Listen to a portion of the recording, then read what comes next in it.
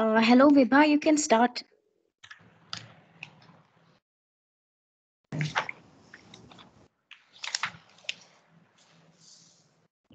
Yes, sir, but uh, like I will not read properly because that bar icon.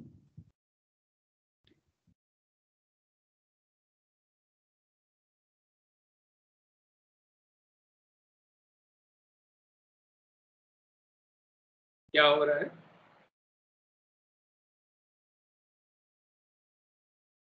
Yeah. Now I can read properly. You Yeah. have to move those slides, right?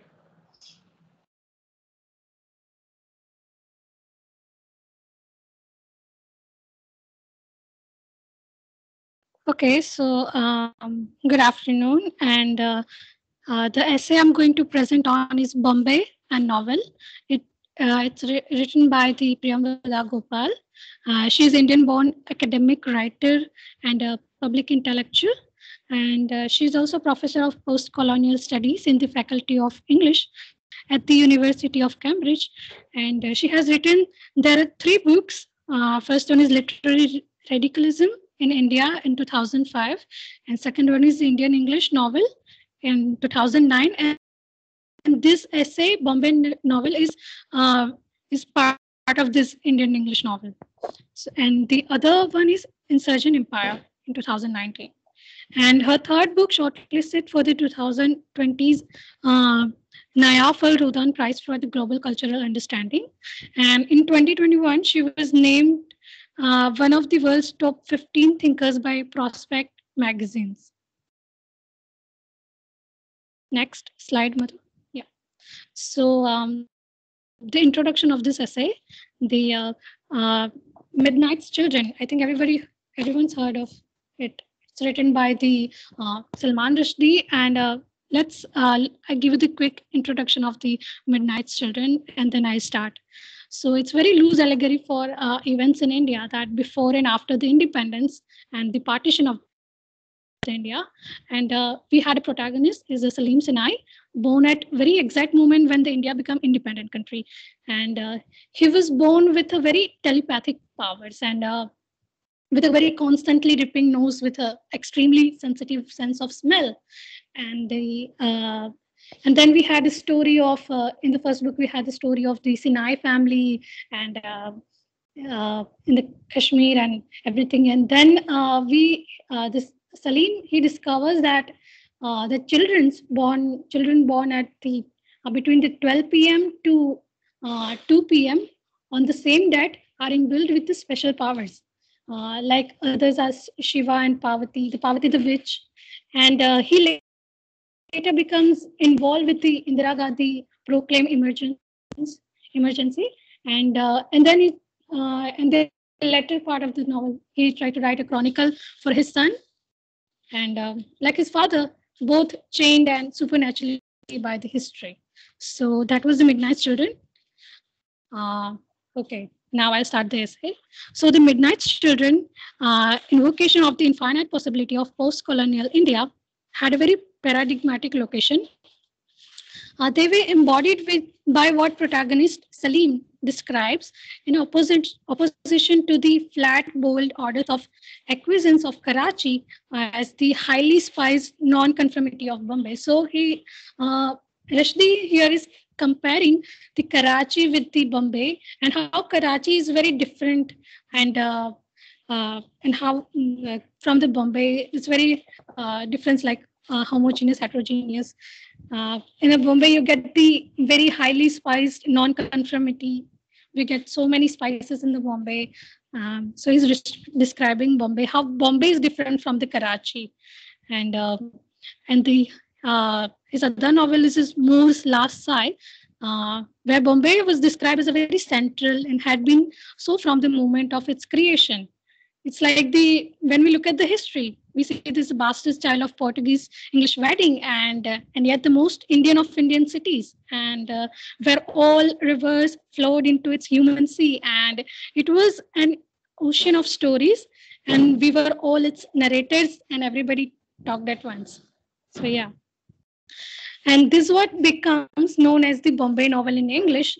it's a new genre that emerged in Indian English novels, and the theme that would emerge repeatedly at this spate of Anglophone fiction inspired by the Midnight Children, and yeah, and we had this modern city Bombay is very it encounters like across the classes, caste, communities, and genders in a way such as that it opens the possibility to writers like Salman Rushdie to write about it. And so that's why we're going to look about this theme. And we had Sudipta Kaviraj. She describes that democracy in the decades after the independence had a clearly marked space of residence. The city, Bombay and the Calcutta, per excellence, had the mysterious quality, liberating and the contaminating at the same time. So this is how the metropolitan city and Bombay and Bombay has a very specific qualities that has made it particularly compelling for the Anglophone novelists to exploring the question of nation and Indianness at once as cosmopolitan and parochial. Next slide, Madhu. Yeah. So when we look at the Bombay's Anglophone novel, it itself a product of cultural encounter. And the Bombay novel is also inspired by the city. And it's very draws imaginatively on the resources and Bombay's industrials and yeah. And this genre is also preoccupies with the question of what is Indian. Yeah. So now we had another novel, Such a Long Journey. It was written by the Rohinton Mistry in 1991. So let's look at the novel first, and then we goes with the essay. So this novel takes place in Bombay in 1971, and the novel's protagonist is a very hard worker, bank clerk, and Gustave Nobel, the character's name, the protagonist, and he is a member of Parsi community, and they were devoted to family man and struggling to keep his wife Dilnawaz and their 3 children out of poverty. So his eldest son Sohrab refused to attend the Indian Institute of Technology, which is IIT, right? And he had his daughter. No, Madhu, slide back. Yeah. Yeah, and then and her daughter Roshan fell ill, and so there are some other conflicts involved in the Gustav's ongoing interaction with his eccentric neighbors and his relationship with a close friend, Din Shavij. So this novel is also about the India's political turmoil under the leadership of Indira Gandhi too. So that also explored in this novel. So now going to read that. So no future, I'm quoting, no future for minorities with all these fascist shifts in our politics and Marathi language nonsense. It was going to be like the black people in America, twice good as the white man to get half as much. So he compared it with America, and it's even worse than that. So also novel of the emergency that I discussed earlier as the culmination of the ongoing erosion of the democratic and socialist principles to which Nehru had, of course, committed himself. And we had another critic, Sunil Kilnani. By the time of his death, Nehru's death and his promise had etched itself in the imagination of Indians in a way that no previous political agency had ever done. Like how Nehru promised us and what we get. It was criticized by in so many novels. Next slide, Madhu.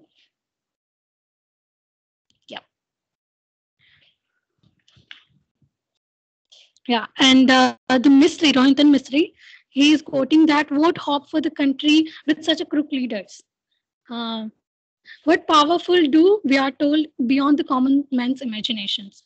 So can imagination itself provide then for the triumph of the common man? So, I mean, that's a question that Rohinton Mistry is asking us. But the imagination and faith can also be manipulated by those in powers. like Mother India to become a Mother Indira. So the Rohinton mystery feels the need to translate them into the rather bloodless English version of themselves. The narrative does capture the utopian thrust of the Hindustani slogan, demanding a very reclamation of policies and nation. So we have a very Bollywood movie. He's also described in this essay that Jis Desh mein Ganga Bahti Hai is also modified to the land where the Ganga flows and the gutter overflows. So this novel is explored the how Bombay is and how Indianness seemed doomed by its fun community and so it's a very such a long journey and everything in the hands of the powerful people and common man cannot do anything. Um, and we had such a crook leaders. So now the next section, the Story Factory by Fine Balance is another novel by Mystery. So let's look at the novel first, and then I'll discuss it. Okay, so the Fine Balance is a book express the changes in Indian society from independence 1947 to the emergence called Indian Prime Minister Indira Gandhi. And we had Ishwaran Om, belonged to the untouchable caste and moved to the Bombay for work. And then we had a Dina, she's a Parsi, and she hires from them to pitch work. And then um, uh, yeah, then is one character Manik from Kashmir Valley and witnessing the effects of the emergency. And it was quite depressing how Manik ended with nice to see Dina getting along with Ishwaran. So yeah, it's also talking about the emergency that happened in after the independence in the time of Indira Gandhi.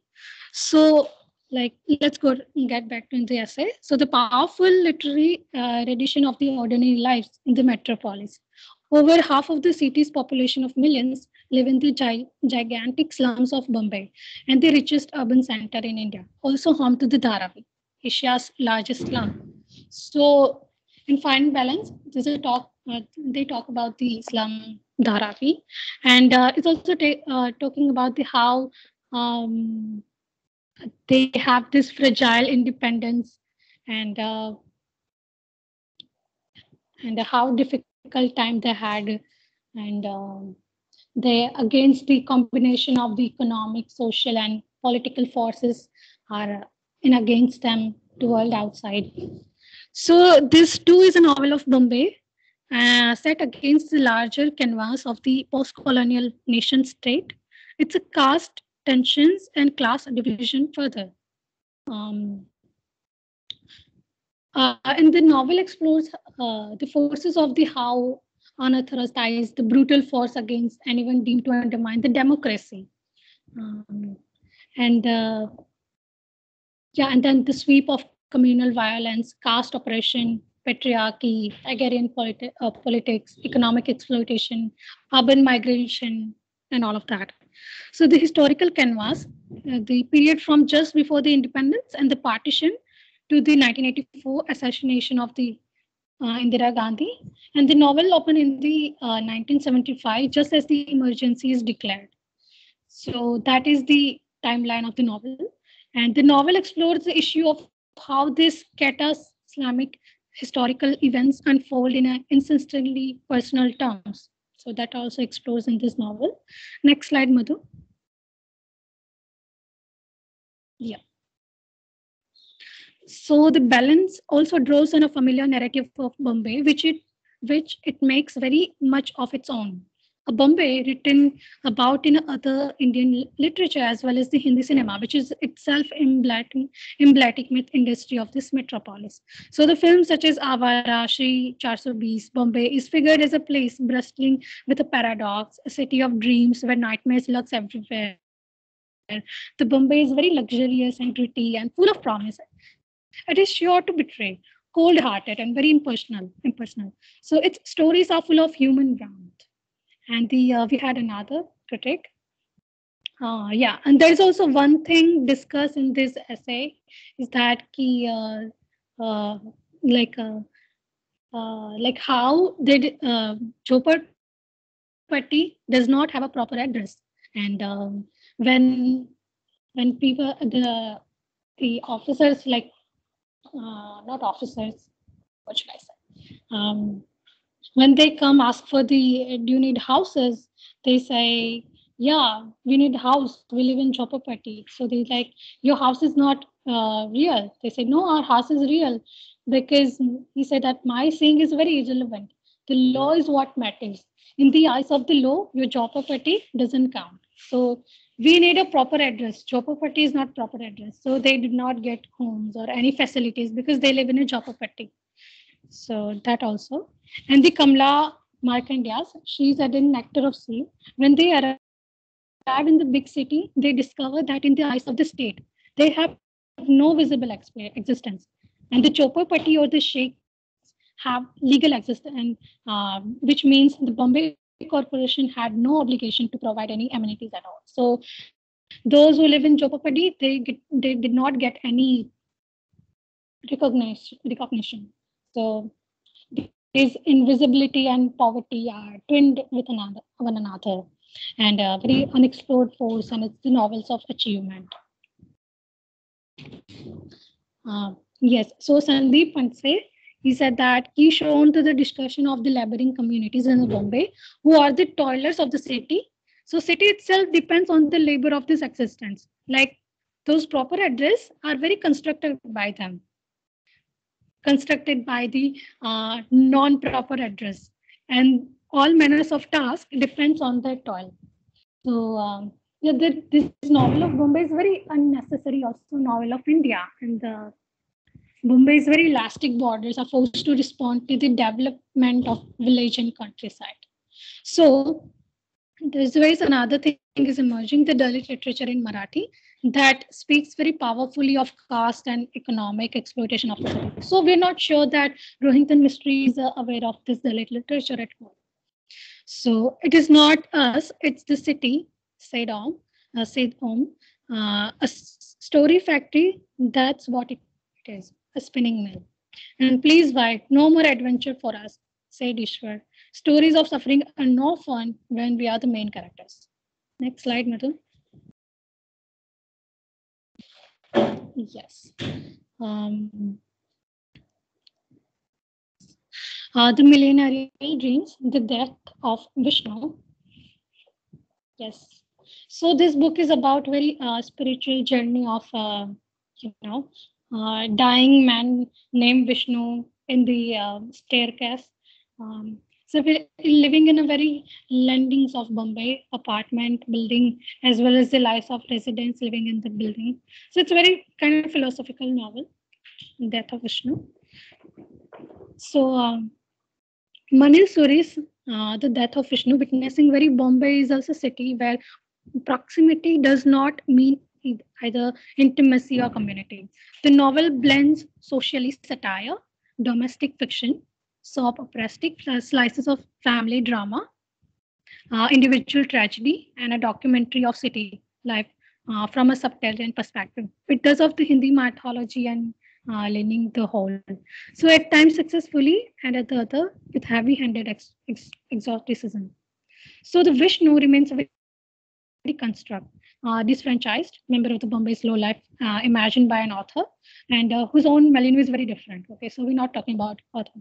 So the story's use of non-realistic, magical realistic narrative modes are very stylistic devices. When relying on Vishnu's perspective, dream sequences on and Hindi mythology, because name derived from it, and legend and hallucinatory cinematic vision rather than the straightforward realism. Yes, next slide, Madhu. Yes, I think, yeah, Madhu will continue.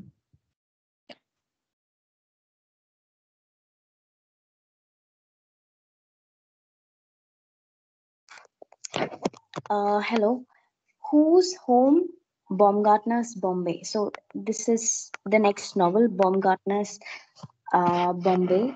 And right after the independence, there were a few themes that have that we over and over again find as the undercurrent of many of these Bombay novels, and one of those themes is that of a home. How the meaning of a home changes from city to city, and the fact that it there are things like homelessness, homesickness, the feeling that you have to take sides and have loyalties, um, and a general lack of belongingness among a few people, if not all. Uh, this is something that I wrote because I felt that right after independence, the time in which the Bombay novel is set, uh, the concept of home changes from city to city. There are cities like Baroda, and then there are there is metro city like Bombay or Chennai or Delhi. Then there are posh suburban cities like Gurgaon, but there are also cities like the city that I come from, which is a rather small city. And the concept of home changes from every city. In some big city, home is not a big deal. It's just a place to return to. One could almost say this megacity is a fiction, a hyperfiction, in fact, that finds its way to the hyperrealistic lives of its denizens, creating in them an illusion of greatness, or to those less delusional, of being part of something great, when in fact they could wither away and the aura of the megacity would still remain remarkably intact. In a megacity, individuals are part of a fiction where they're not even the protagonists.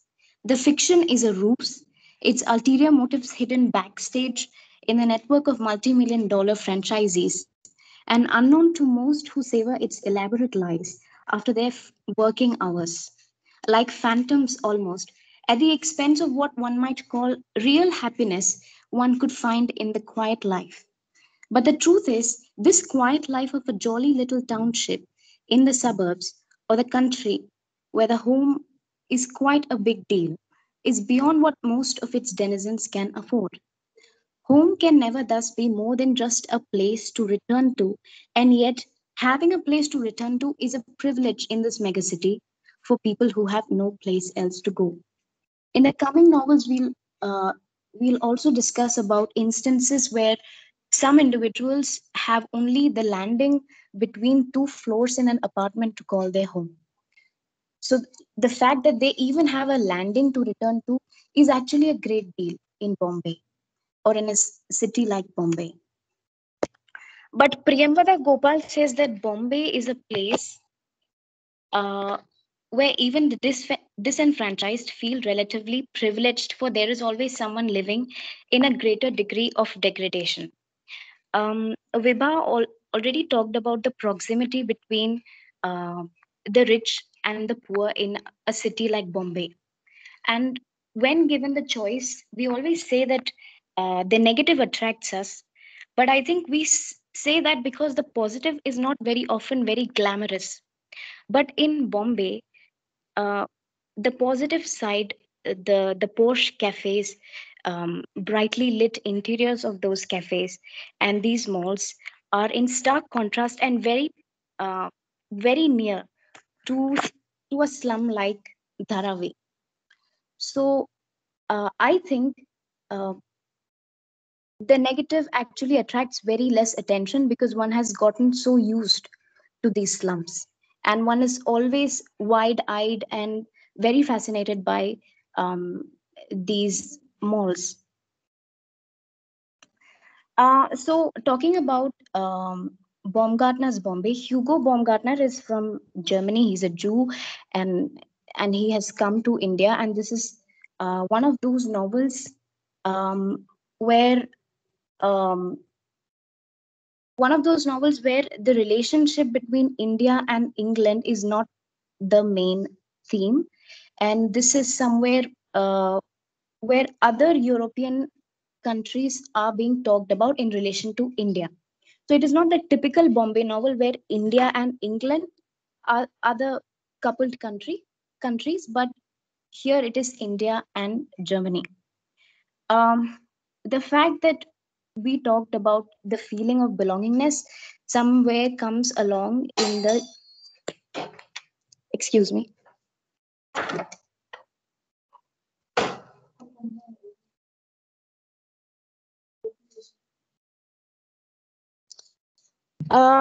So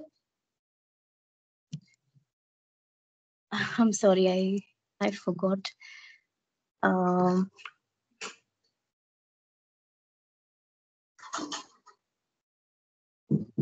yeah, somewhere in the novel there is an instance where um, he comes across another man who is also a fellow German, but he's a rather drug crazed hippie.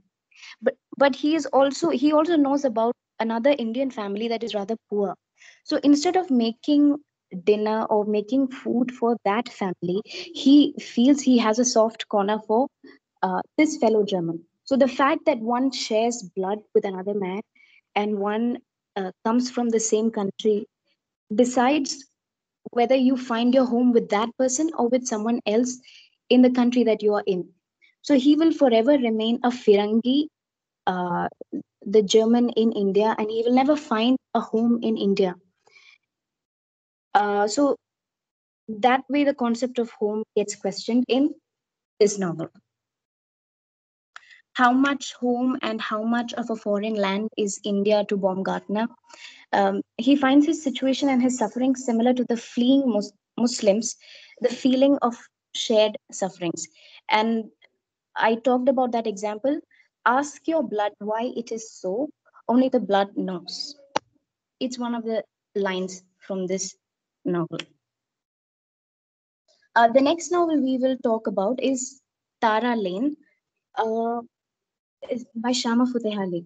So this novel talks about the woman's perspective. So the woman's world in independent India. The woman's world is placed somewhere between the very uh, privileged um, part of Bombay and the very um, underprivileged part of Bombay. So there is a juxtaposition of pastoral, timeless, and urban historical.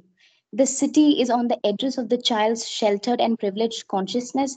It is there in the space between factory and the home, audible in the distance as a woman as women fight over water from the pump.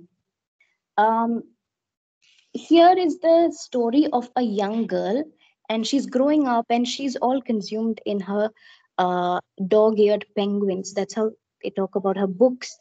And she's always immersed in books instead of looking out into the real world and finding the stark contrast that you can between the rich people and the extremely disenfranchised class. But she chooses to not look at the negative because, as we already discussed, the negative is not glamorous enough as opposed to the very glamorous positive side of Bombay. I despaired this worm, whatever you did, it was that crawling um, or turning or still, but it was there. So these disenfranchised classes is what for this young girl growing up in a very comfortable house, she calls them worms. And this actually reminds me of a prose poem by Charles Baudelaire.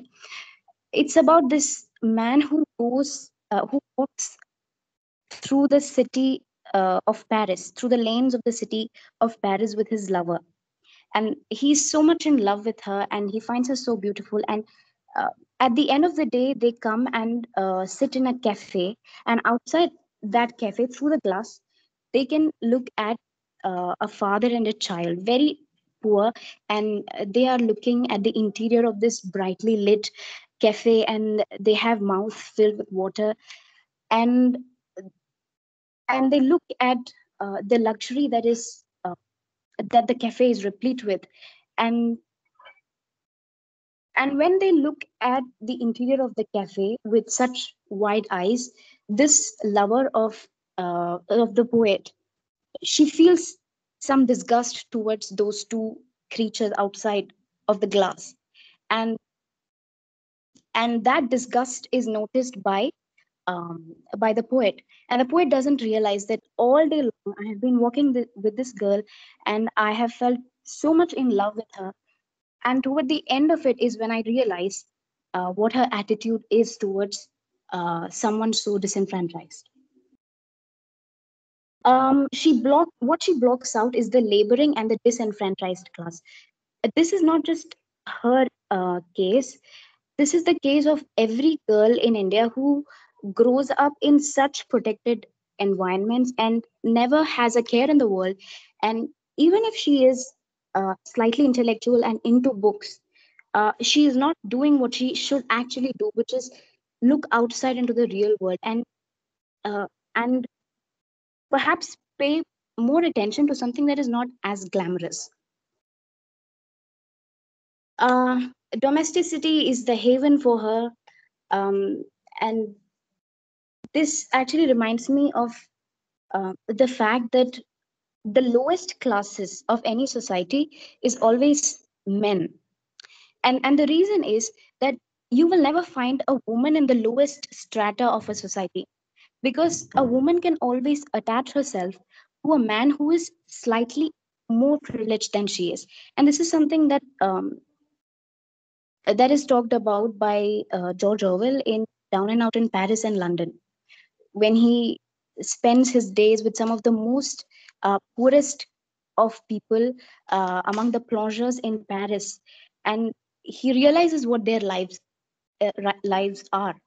And also in uh, uh, in England, where he observes the tramps and the fact that these tramps um, belong to the lowest class of the society, and you will hardly find a tramp who's a woman, because any underprivileged woman can always go and attach herself to someone who is more privileged. So domesticity is a haven for women, is the fact that is brought about in this novel. The next novel that we are talking about is The Moor's Last Sigh, by Salman Rushdie. Uh, Here, I have managed a synopsis here. I'll not be talking about that, but basically, this also talks about the feeling of having one foot each in both the camps, but not belonging to any of the camps. So, uh, I was a Jewholic Anonymous, a Cath Jew nut. So he's half and half. He's never full. And the fact that you have to have loyalties to actually wholly belong to a place. Excuse me.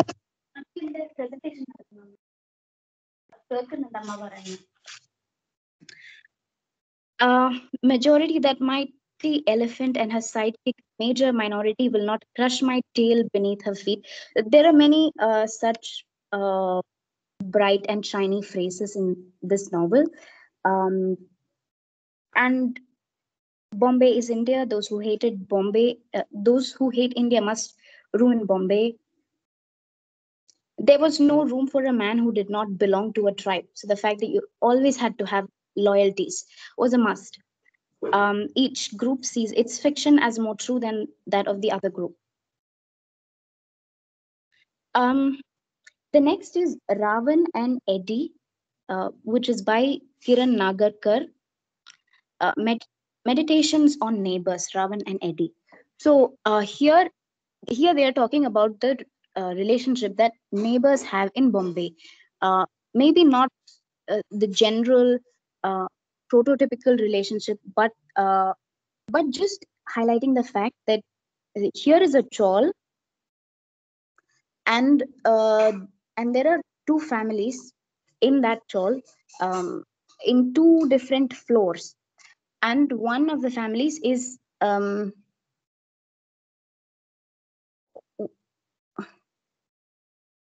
one of the families is a Maratha Hindu family, and the other family is a Roman Catholic family.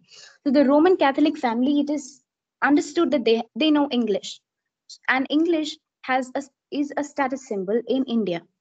So, but the Catholic family, uh, it does not entirely belong to the elite class, and it also does not entirely belong to the class that the Maratha family, Hindu Maratha family, belongs to.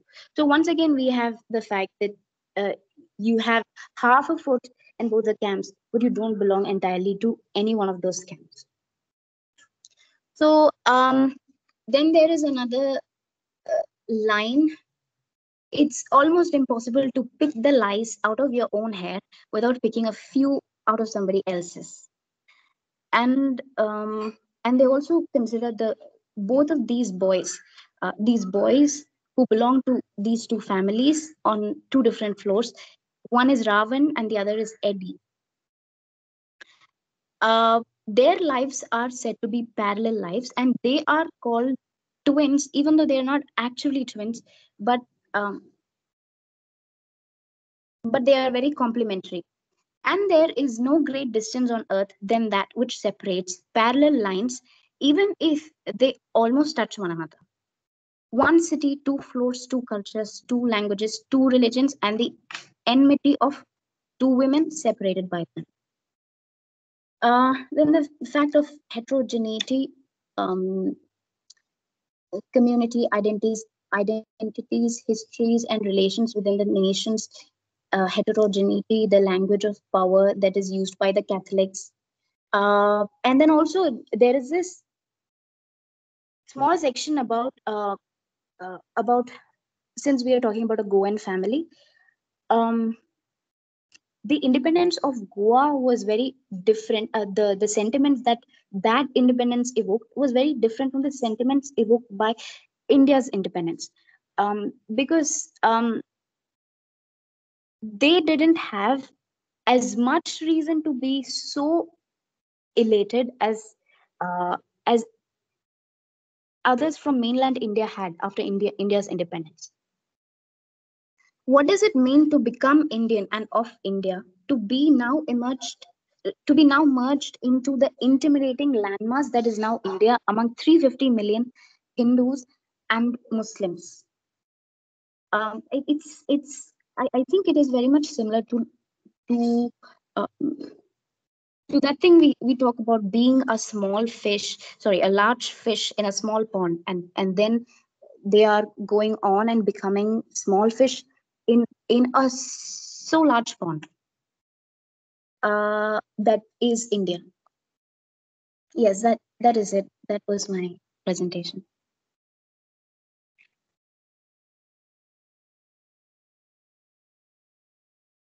Yes. So, if you have to summarize this whole thing, how will you summarize it? What's the summary of this longish piece? Madhu and Vibha.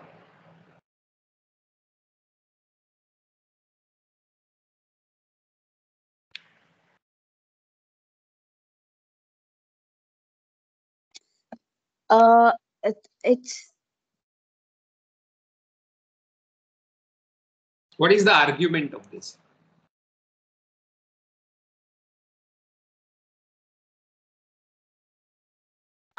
So maybe the argument is that the Bombay novel is an Indian novel.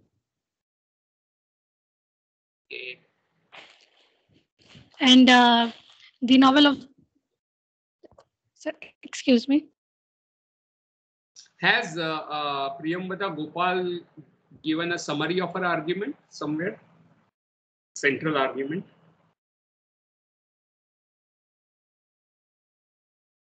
Maybe in the first page, she described the Bombay novel in the English. What? 116. What is her argument? Like, Bombay novel is how Indian novel, with its plurality and the contradiction, and how it encounters with how Bombay has a very heterogeneous place where the people from different class, caste, religion, state came and live in the. That's the observation or the argument. What's the difference between observation and argument? So, like,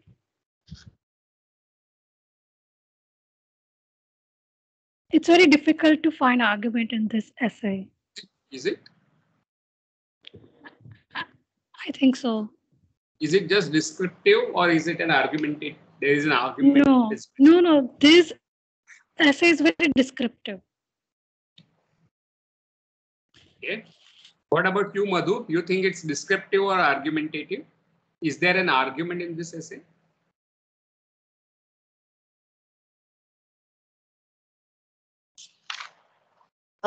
So far, I think it's descriptive, but if there is an argument, I am not aware of it. You have read it, right? Both of you? Yeah. You have not noticed the Yes, argument. She describing Bombay novel in English. What's the point in describing it?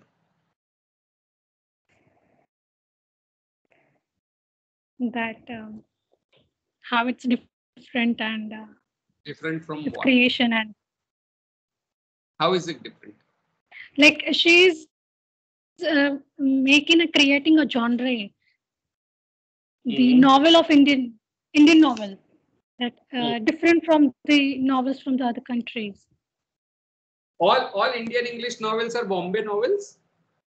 Aren't there novels based on Kolkata, Delhi, small towns? No? No. Bombay novel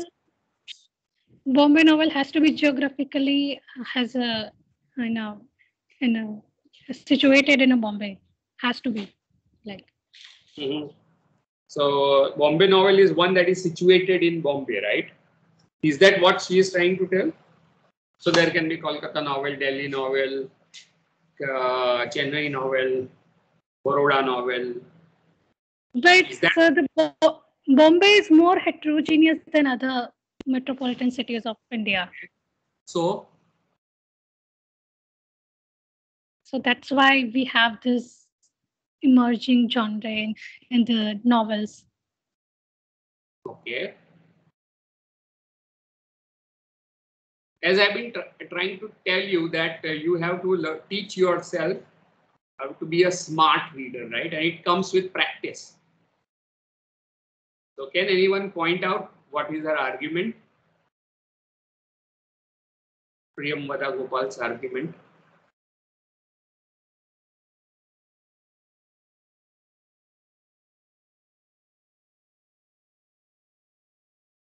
Maybe like Bombay novel is Indian novel. That's a central argument. Is that the same? Is that? But then what's the big deal? Bombay is in India, so any novel that is based on Bombay will be Indian. उसमें argument की क्या बात आती है? Simple observation, right? Yeah, but novel in Baroda will not be an Indian novel.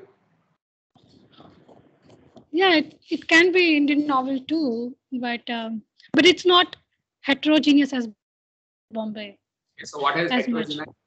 What do you mean by heterogeneity, and why is it important for a novel for the setting to be heterogeneous so that it can be Indian novel?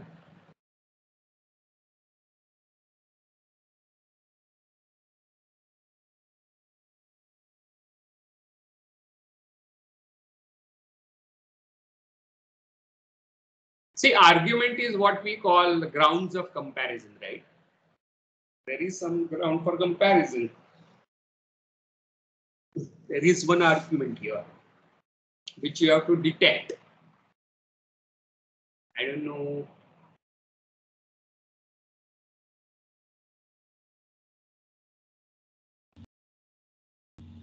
So, like, I'm not so sure, but there's this one line which says that in its polarities and contradictions, this vibrant city embodies both the promise and the betrayals of independence. A theme that would emerge repeatedly in the spate of Anglo fiction. Okay, so probably by using all of these Bombay novels, she also tried to talk about how these promises of the political promises which emerged after independence did not actually were all broken and did not actually get fulfilled. Yeah, like I'm not sure. So that got to do with Bombay. Those promises were not fulfilled in any part of India, right? But yeah, but like she's showing it by showing the people of Bombay, which is actually the emblematic of the whole modern and developed city in general. Yeah.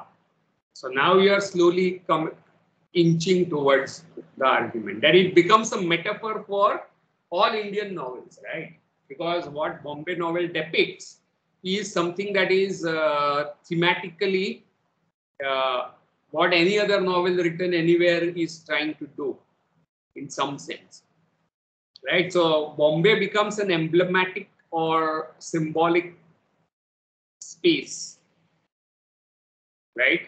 Which is very important to the themes that Indian writers in English are exploring, right? Yes, sir. So what is the argument? And has she written it down simply? Aapke liye. All good writing will have a kind of statement of which says what you are going to do in the paper or essay or chapter or the book.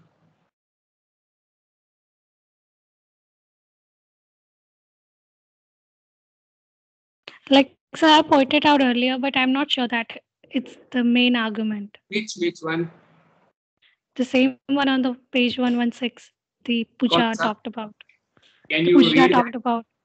Can you read Yeah, that? the Bombay novel in English, with its polarity and the contradiction, this vibrant city embodies both the promises and the betrayals of independence, a theme that would emerge repeatedly in this set of Anglophone fiction that inspired by the Midnight's Children.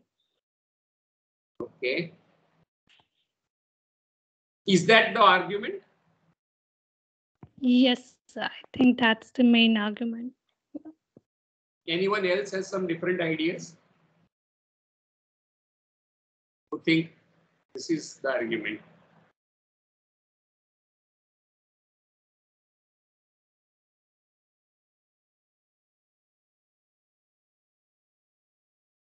So there's also this one more line which probably can be an argument.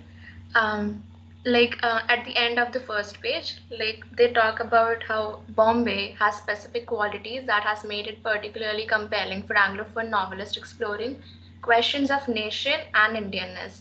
So at once cosmopolitan and Porkile, it appeared to seek like their own work, and like then it continues.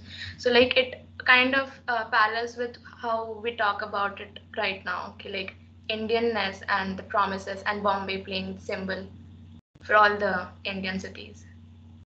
So you think that's the argument? I'm not sure. Like can be. So there are several contenders for what is the argument. एक है, कहाँ गया वो?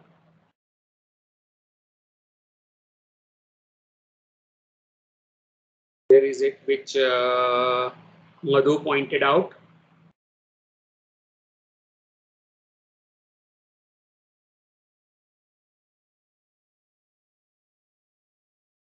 So you have to learn to be careful, thoughtful reader, right? To find out the argument. You have to learn how to read well. So argument will be something like this. Should I show or you want to try? Others want to try. When others try, they will get to learn. ज़्यादा से ज़्यादा आप गलत होंगे ना.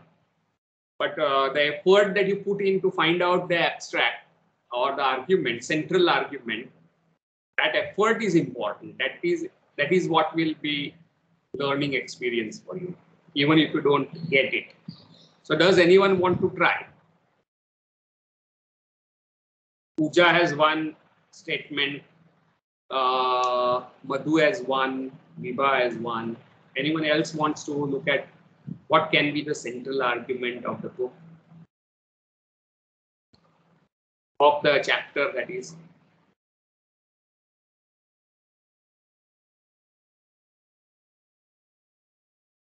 So, can I make a guess?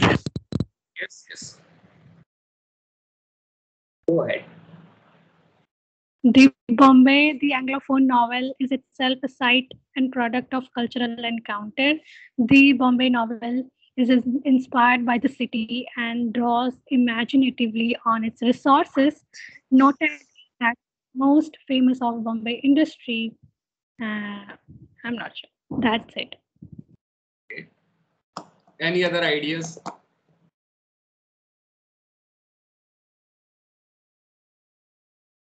Then she goes for the history after, I mean.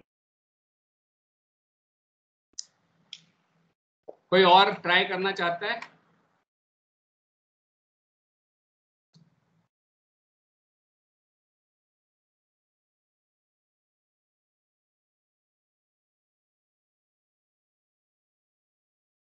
See how difficult it is to come across the argument. How much? How? What kind of readers are we? Right? जो सामने रखी हुई चीज में से भी आप consider open book test लेते हैं आपकी. And if I ask you what are the summarize the key arguments and the supporting details of this essay. So how difficult it would be for you, even in open book test. Yes? हाँ ना?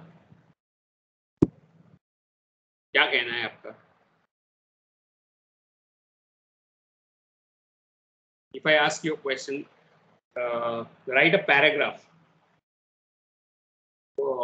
outlining the central argument of Bombay and the novel.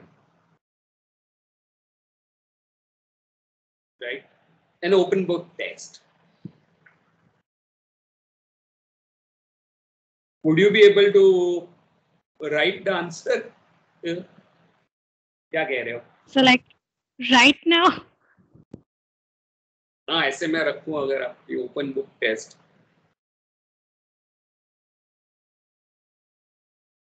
I can give you in half a second, but I want you to make efforts, work towards it, think about it. Because that effort will help you to grow, being better readers. So what is difference between BA and MA is that students of MA are better readers compared to students of BA. Right? So as you advance in your academics, what really advances your abilities to comprehend and read intellectual texts. So what is Madhu saying? No metro city is as much Indian as Bombay in its heterogeneity. Like the concept of we come up with, in a sense, Bombay as metro city is metro city. The political social class aspect that crop up post-independence is pointed out with help of the stereotypical melting pot that is Bombay. It undergoes the common threads underlying Anglophone novels set in India. Yeah, Rushi, Nisha, give it a shot. Sir, I haven't read this essay, so from what I've read so far, I kind of am, kind of focus on this quote that was given from Rushdie's fifth novel, that is, Bombay was central and had been so from the moment of its creation, the bastard child of Portuguese English wedding, and yet the most Indian of Indian cities, and all river flowed into human seas. It was ocean of stories, and we were all its narrator, and everybody talked once. So this line kind of attracted my attention. So I thought maybe I could. So can you explain that statement? Can you explain that statement by Rushdie? I think what it is trying to show is that Bombay is, as Vibha already said, that it's very heterogeneous, and it is kind of, and then there was this line that was pointed out by Pooja that it's a product of culture, and I think it was Vibha who said that it's a product of culture and counter and all that. So I think this line kind of resonates all those lines that were indicated by others.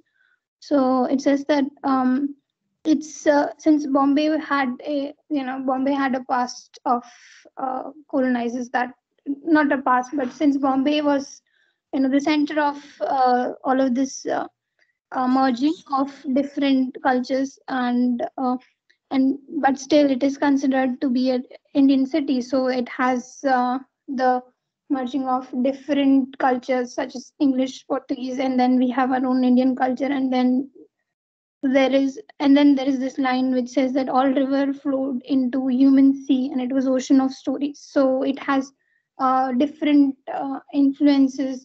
The variety of culture, the presence of variety of culture in Bombay had different influence on the novels that were written there. So I don't know. I don't think I can explain it properly. Sorry. So what is Rushi?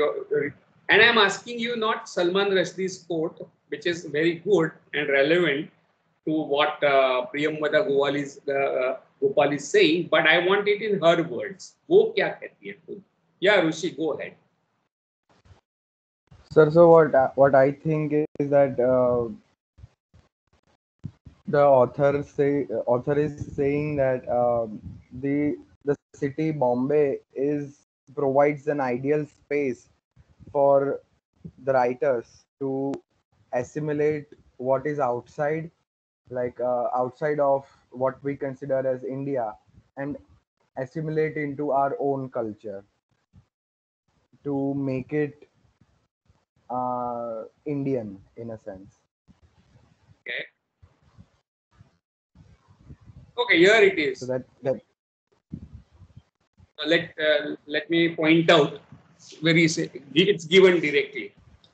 कुछ hypothesis खड़े नहीं करने. Yeah, Rushi, you are raising your hand. You forgot to read down or what?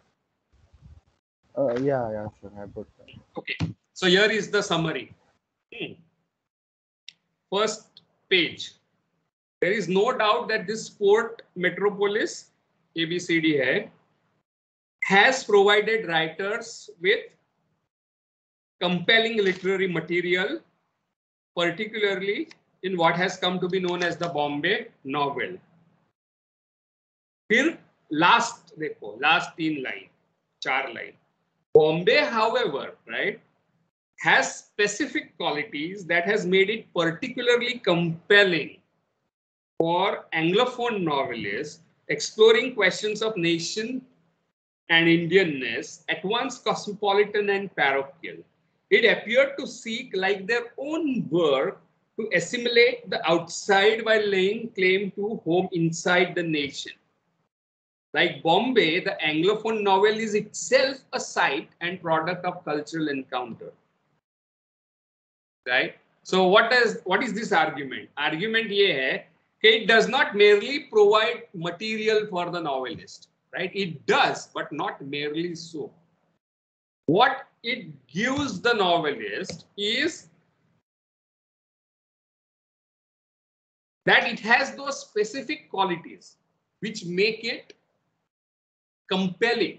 Means you cannot avoid not talking of Bombay, because the questions that bother Indian writers in English, Anglophone novelists, right, are in some way found in Bombay, right? जो सवाल से आप जद्दोजहद कर रहे हो, struggle कर रहे हो, as a Indian, modern Indian person, do I belong? Do I not belong? What does it mean to be Indian? Am I cosmopolitan? Am I not cosmopolitan? Am I parochial? Right? What is our society? What does it mean to be an Indian? Right? What is my home? Right? What does it mean to be a migrant? ये सब जो सवाल जो आपको haunt करते हैं, which preoccupy modern Indian novelists, right, are found in Bombay. Bombay has those specific qualities which other cities don't have, which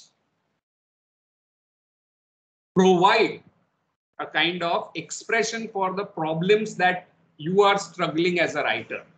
I hope you get what I'm saying. What the questions that bother Indian writer in English. Am I Indian? मैं अंग्रेजी में लिखता हूँ. Am I modern? What is modernity for me? Am I cosmopolitan? Do I really belong? Do I have any home? If I'm migrant, then what is my cultural identity? Right? What does it mean to be a migrant? What does it mean to be migrant in your own country? Right? What does it mean to be a kind of minority in your own country? All these questions are part of everyday struggle in Bombay. Right? And that is why Bombay becomes the favorite setting for Indian writing in English. I hope you get what I'm saying. It is not just material that it provides, but it's not that सिर्फ setting की तरह आता है वो novel. वो सिर्फ setting नहीं है. It is an expression of your internal struggles as a modern Indian.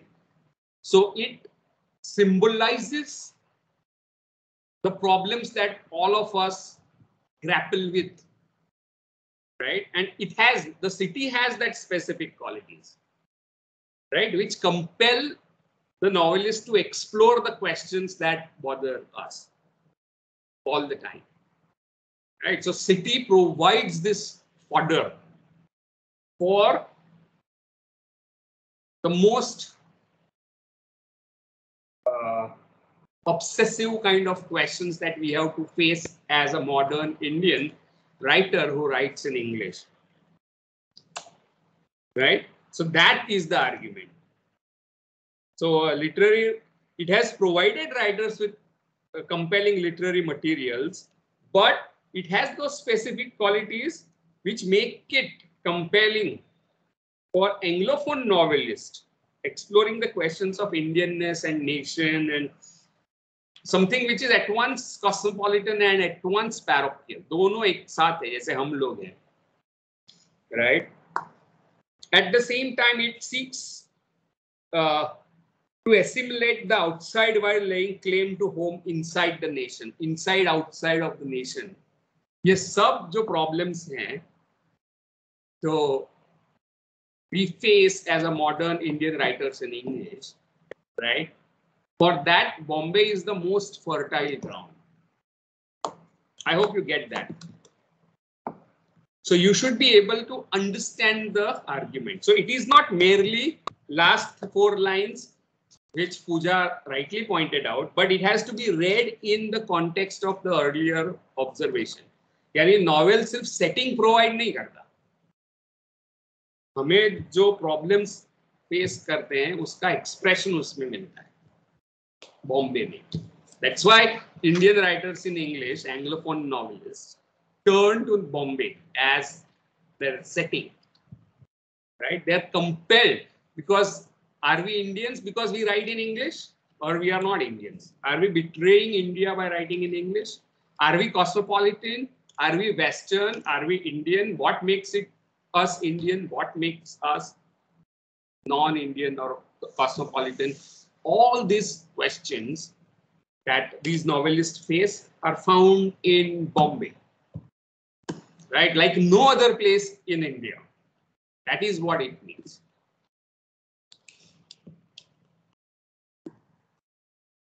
And then after to back up this argument, she explores these 4 or 5 Bombay novels, right? Starting with Such a Long Journey, A Fine Balance, Baumgartner's Bombay, Death of Vishnu, Tara Lane, Moore's Last Sigh, and finally Ravan and Eddie. ये सब novels जो बॉम्बे में based हैं, वो इसलिए based नहीं है क्योंकि writers बॉम्बे के, वो इसलिए based है क्योंकि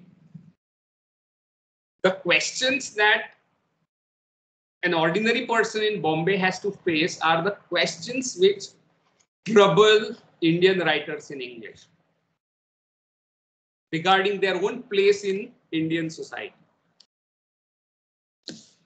Right? So in terms of comparative literature, why are we studying this essay in comparative literature? Can anybody tell me?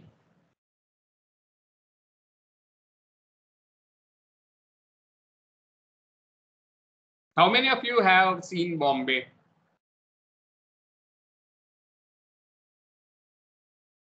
कितने लोगों ने बॉम्बे देखा है? Raise your hands. 1, 2, been. Bus. Only 3 people have been to Bombay.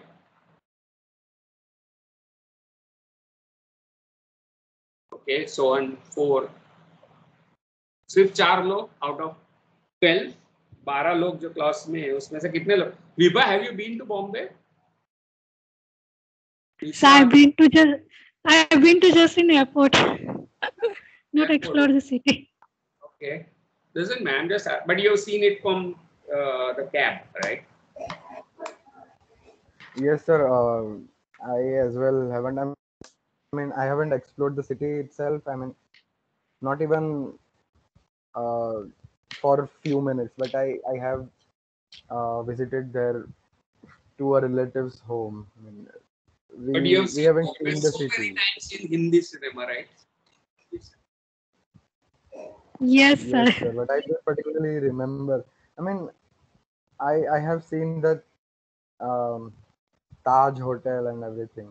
But So Bollywood is based in Bombay. So all Bollywood is Bombay based, right? So it's Bombay cinema, just like Bombay novel. What about Saisal and Nisha and Rita, Diotima? Have you ever been to Bombay? Have you seen Bombay?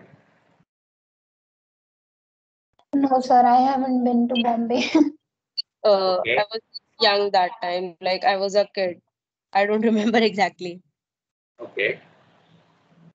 So who has been, and what does Bombay mean to you? Is there any value or meaning associated to Bombay in your life? In a sense that what does it mean to be in Bombay or go to Bombay? Does it have any such? Not exactly a meaning, but I have a friend over there, and she, like, if she has to go anywhere, she has to plan it like a day before. And I'm like, dude, you live in a city which is so crowded, you can't go anywhere without planning. I don't want to live in Bombay ever, just because I'm seeing you, like, the life you are leading over there. It's a struggle. Like, for me, if I have to describe Bombay, it's a struggle for me in each and every term. Like, no offense to anyone, but in personal sense, it's a struggle for me. I don't know why. Yeah. So you've been to Bombay? No, I said no. I was kid when I went there, and last time I went, that was because I have to catch a flight from there. That's why. So I did not travel, but yeah, like my friend did. So she have to travel from one area to another, and she literally gave $600 for that. And like, dude, this is just itna sa. You have to give 600 for this. I would spend it somewhere else. You can't give that 600. So it's a total struggle for me. For me, Bombay is a struggle in every manner. And have you ever asked yourself why people live there and No. go to live there? I thought like it's fine to go, but that place is something Of yours, whether she would like to be somewhere else, which place she would like to be somewhere else apart from Bombay. okay. I'll ask her. Okay. Anyone has similar experience? Yeah, Khadija. Yes, sir. So I agree to what Saisal has said. But there is one auntie who lives in Mumbai. Like उनके husband का घर वहाँ है and उनका जो mummy का घर है वो यहाँ पे है. So she was here on vacation and I just randomly asked her कि आप मुंबई में कैसे रह लेते हो? And she literally told me कि हम अगर मुंबई छोड़ के चले जाए तो I don't know how to live somewhere else. So I think people who have lived there for long, they don't want to leave Mumbai and settle somewhere else. And I think the same is with us, that we don't want to go there and they don't want to go somewhere else because they have adapted that life so well कि अब उनको वहाँ वो छोड़कर कहीं नहीं जाना, even if it's full of struggle. Okay. Yeah, Right. like sorry to interrupt, but the friend I'm talking about today, she has to go somewhere. So she took a train and she sent me a photo कि देख आज तो train खाली मिली मुझे, पूरी train खाली है. I'm like, so what? It's no big deal. कि मुंबई है, यहाँ पे ट्रेन खाली नहीं रहती है. So that's what No idea. You have agree. no idea what it means to find an empty train. Yeah, she literally told me जन्म that. बहुत सारे होंगे, बहुत सारे भगवान आपके ऊपर प्रसन्न हुए होंगे, तब जाके बॉम्बे में आपको ट्रेन खाली मिलती है, right? Completely agree with Khadija what she said, that maybe they've adapted it in that lifestyle, so they don't want to leave. Like Is it adaptation or love? Sorry. Is it adaptation or love for that place? People who are living there since long, maybe for them it's love.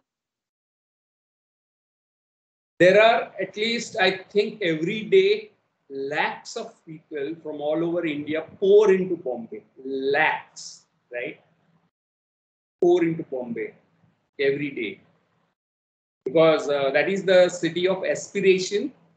And that is the city where you make it, right? That is the city where you want to be very often. Because that's the place of glamour, that's the place of high-end lifestyles, right? So anybody who is not from Bombay, for everyone is a kind of coming from not high life, right? Yeah, so small town. Every other place in Bombay, for people who live in Bombay, is a small town. It's a place of aspiration, and people are willing to sleep on the streets to be in Bombay, right? From all over India. It's the yes, sir. Also, I feel like yeah. Go ahead. I feel like जब भी like I recently I was searching for jobs और उसमें जितने भी अच्छे वाले थे ना, most of them were from Mumbai. Like location उसका मुंबई था, but then I was like, no, I don't want to settle there. Also, I got I got selected for one, and they called me and they were like, आप relocate करोगे? And I was like, no, I don't want this job. But opportunities there are endless. Like I don't know कि मतलब वहाँ का मुझे exactly नहीं पता, but when you search, like I was searching for the job and मेरे को वहाँ पे इतने सारे अच्छी opportunities milli. So I think that's what attracts people Yes. to Mumbai. Very true. So that's the place as it's a place to be, right? For opportunities, is the place of opportunities and dreams because of Bollywood and the urban India that it depicts, right? So this novel, this essay would make sense if you had some experience of what Bombay means as a human being in India for people.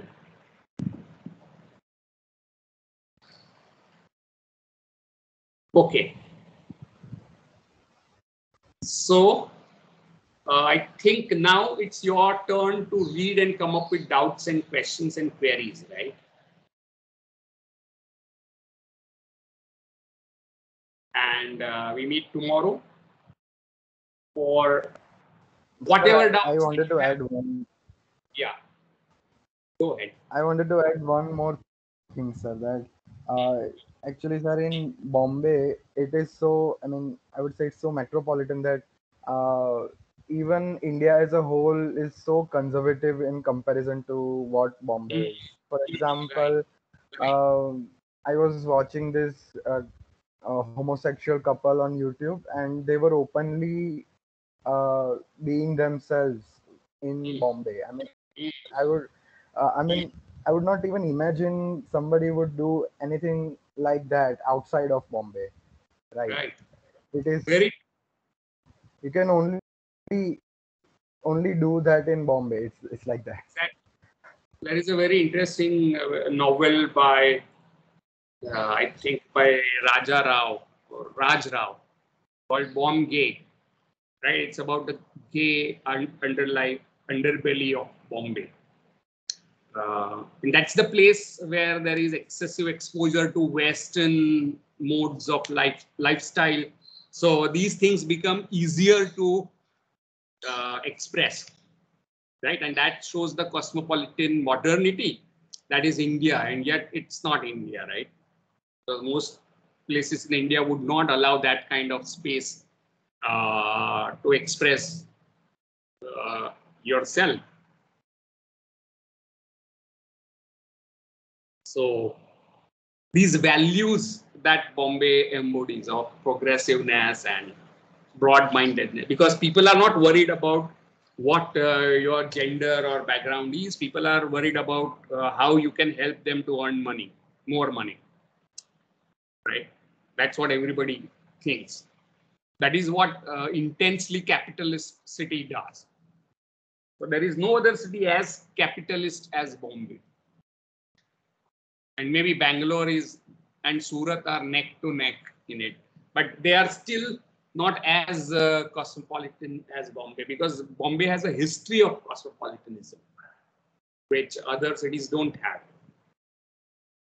Right? So a city like Surat is now the newer capital cities, but it does not have that cultural legacy that Bombay has.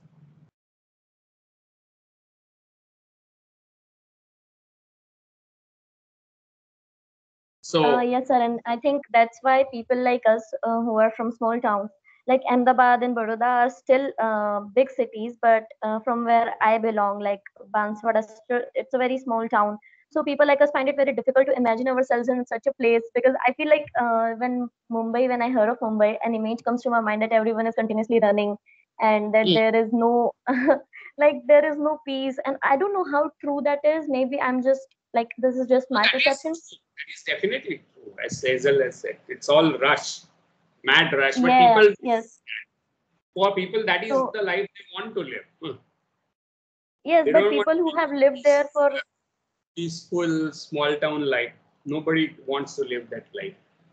Because exactly, and there is a thrill and kind of kick or a high that you get from such a lifestyle. yes, yes, the hustle culture is very prominent. Bombay is an addiction, right? Yes, sir. But sir, isn't it like what I said today? If in future, if I get an opportunity over there, I guess then I will just not look at the struggle and rush side, because and we all are humans and we need materialistic things. We need about money. We need opportunity. That is, there are lakhs of people who go there with dreams. So it's called a city of dreams, city that never sleeps, and so on and so forth. Yeah, so like I was just thinking about it, that if in future, if I ever get the opportunity over there with everything, like not the downsides are less, so I guess I might relocate over there without even thinking that okay, it's a rush, it's a struggle, and it's everything. That's what I was thinking right now. Glamour to that city. Yes, yes. Even I was thinking the same. Right, it's probably the most glamorous in India. Yes, but then I've also seen people who were working there and everything was fine, but still they couldn't, cope up with the lifestyle, and then they settled to some other city. So like, I don't know. I mean, so that also is true. Means how much can you take? It's the limit that human beings can take. And now you have to live on fairly outside from the main city to afford a small flat in crores. Small flat in crores, right? Okay. So why is this being taught in Indian comparative literature class? कोई बताएगा?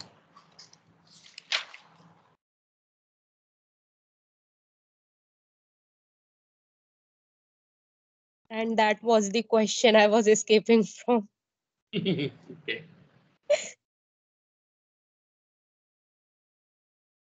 Would anyone want to say something about that?